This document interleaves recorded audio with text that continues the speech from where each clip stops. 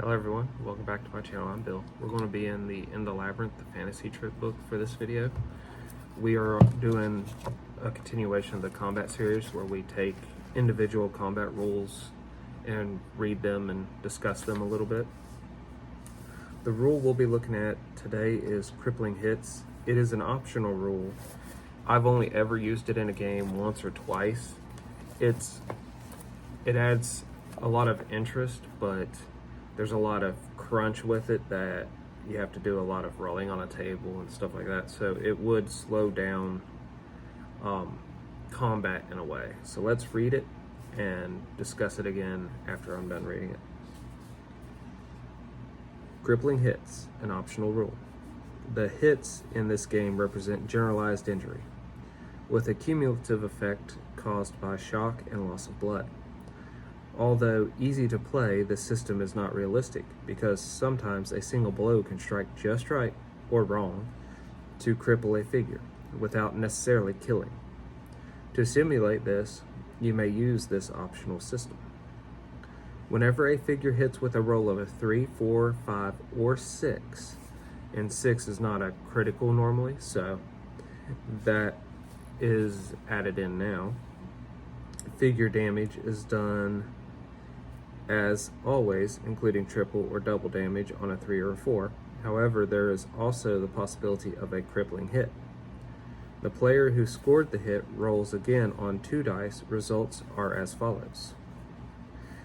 And it starts 2 through 7. There's no crippling hit. So you have almost I would say you have a 50% chance that you don't get a crippling hit, even though you rolled good on the numbers to start with. On an 8, the target loses use of the right leg. 9, the target loses use of the left leg. 10, target loses the use of the weapon arm. On an 11, target loses the use of a shield. And on a 12, the target is hit in the head, his strength is reduced to 0, and he falls unconscious.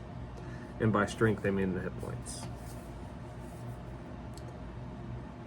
The weapon arm is considered to be the right arm unless the figure has been stated to be left-handed before the combat. The shield arm is the left arm if the figure has no shield.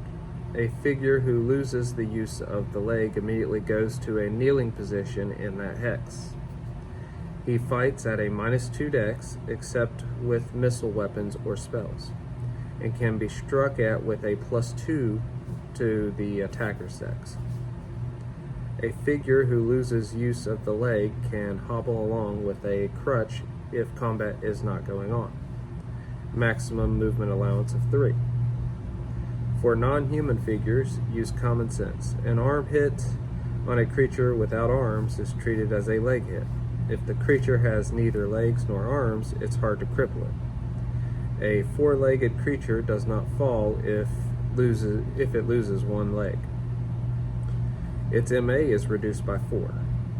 If it loses another leg, it falls. A multi-legged creature has its movement allowance reduced by 2 for every leg it loses, and falls when half its legs are gone. If a crippling hit is scored on a limb and the hit does 8 or more points of damage, the figure will lose that limb permanently. Otherwise, the figure will regain use of the limb if and only if he or she is healed back up to full strength or full hit points.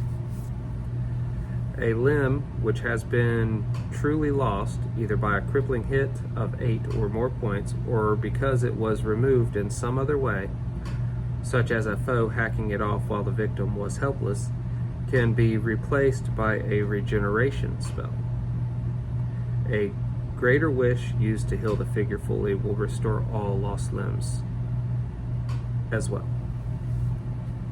So, the extra crunch of the extra rolling is the only reason why I don't use this rule.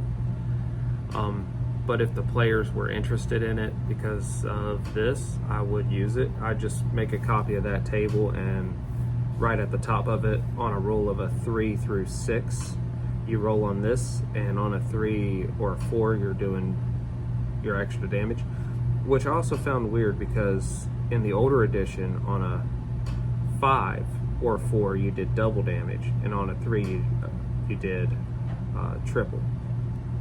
Instead, this only has it on a 3 or a 4. But the option to make it harder for them to fight is always fun to play.